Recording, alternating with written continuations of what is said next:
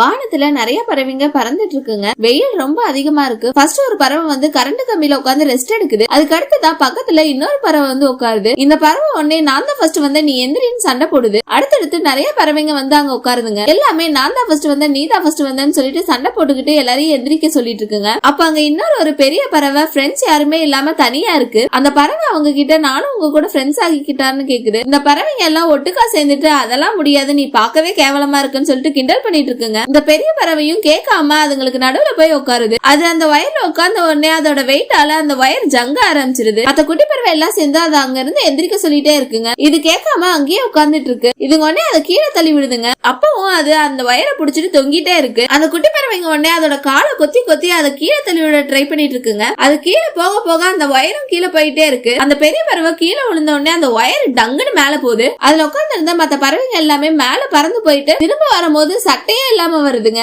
யாராச்சும் யாருக்காச்சும் கெடுதல் பண்ணணும்னு நினைச்சா அந்த கெடுதல் அவங்களுக்கே தான் திரும்பி வரும். இந்த கதையெல்லாம் அந்த குட்டி பறவைங்க பண்ணது சரியா தப்பான்னு கமெண்ட்ல சொல்லுங்க.